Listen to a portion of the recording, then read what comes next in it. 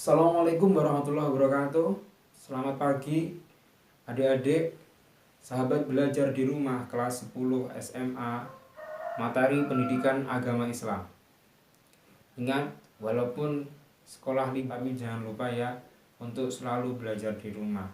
Jika malas membaca, silahkan simak video saya. Dalam diam Anda akan mendapatkan ilmu. Tapi sebelumnya, jangan lupa klik tombol subscribe dan bunyikan lonceng channel Muhsi Ahmad Official. Setelah itu disimak dan jangan lupa di komentar serta di like. Strategi peperangan Rasulullah yang nomor 2 adalah Nabi Muhammad mengirimkan surat-surat kepada para raja.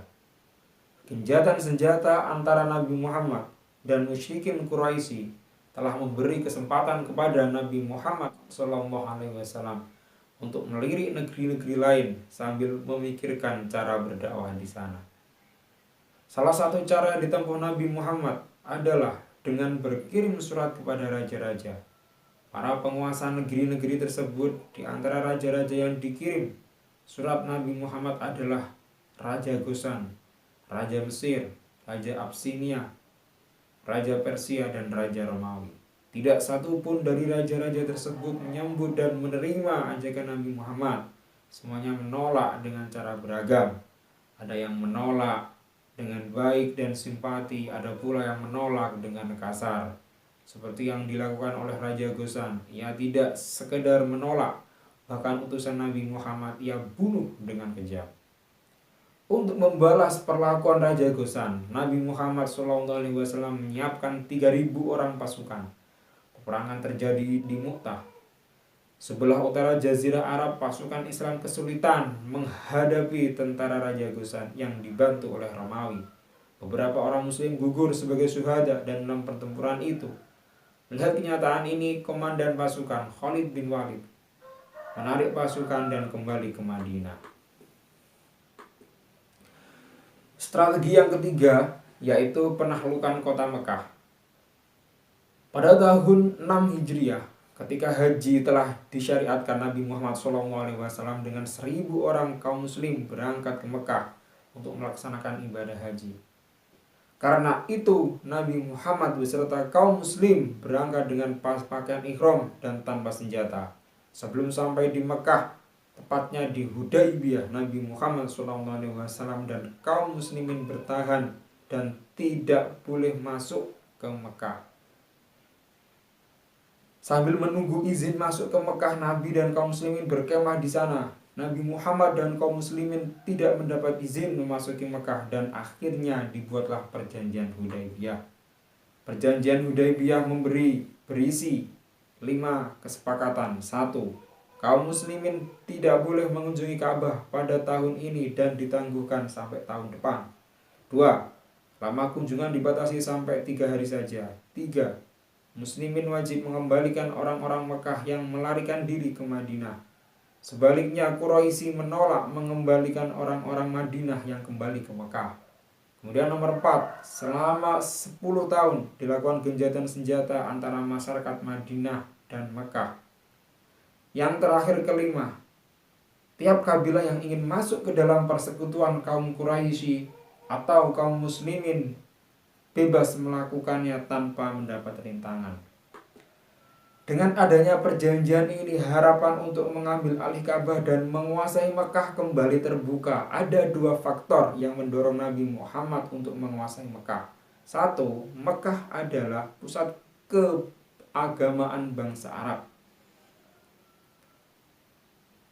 Apabila Mekah dapat dikuasai, penyebaran Islam ke seluruh Jazirah Arab dapat dilakukan. Sedangkan yang nomor 2, orang-orang Quraisy adalah orang-orang yang punya kekuasaan dan pengaruh sangat besar. Dengan dikuasainya Mekah, kemungkinan besar orang-orang Quraisy yang merupakan suku Nabi Muhammad sendiri akan memeluk Islam. Dengan Islamnya orang Quraisy, Islam akan mendapat dukungan besar. Setahun kemudian, Nabi Muhammad bersama kaum muslimin melaksanakan ibadah haji sesuai dengan perjanjian. Dalam kesempatan ini, banyak penduduk Mekah yang masuk Islam karena melihat kemajuan yang diperoleh dan yang diperoleh oleh penduduk Madinah. 2 tahun perjanjian Hudaybiyah berlangsung, dakwah Islam telah menjangkau seluruh jazirah Arab dan dapat mendapatkan tanggapan positif. Prestasi ini menurut orang Quraisy dikarenakan adanya perjanjian Hudaybiyah. Oleh karena itu, secara sepihak mereka membatalkan perjanjian tersebut. Nabi Muhammad segera berangkat ke Mekah dengan 10.000 orang tentara. Tanpa kesulitan Nabi Muhammad dan pasukannya memasuki Mekah, dan berhala-berhala di semua sudut negeri di Mekah dihancurkan.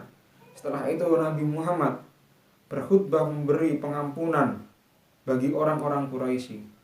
Dalam khutbah ini Nabi Muhammad SAW menyatakan, siapa saja yang menyarungkan pedangnya, ia akan aman. Siapa yang masuk ke Masjidil Haram, ia akan aman.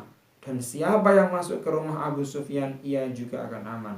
Setelah khutbah itu, penduduk Mekah datang berbondong-bondong dan menyatakan diri sebagai Muslim. Sejak peristiwa itu, Mekah berada di bawah kekuasaan Nabi Muhammad SAW. Keislaman penduduk Mekah memberikan pengaruh yang sangat besar kepada suku-suku di berbagai pelosok Arab. Oleh karena itu, pada tahun ke-9 dan tahun ke-10 Hijriah, kurang lebih tahun 630 sampai 631 Masehi, Nabi Muhammad SAW menerima berbagai delegasi suku-suku Arab hingga tahun ini disebut dengan tahun perutusan. Sejak itu peperangan antar suku telah berubah menjadi saudara seagama dan persatuan Arab pun terwujud. Nabi Muhammad SAW kembali ke Madinah. Ia mengatur organisasi masyarakat Arab yang telah memeluk Islam.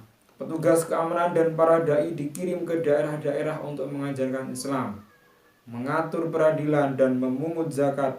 2 bulan kemudian setelah peristiwa itu, Nabi Muhammad jatuh sakit, dan pada tanggal 12 Rabiul Awal atau pada tanggal 12 Rabiul Awal 11 Hijriah bertepatan dengan 8 Juni 632 Masehi, Nabi Muhammad SAW wafat di rumah istrinya Aisyah.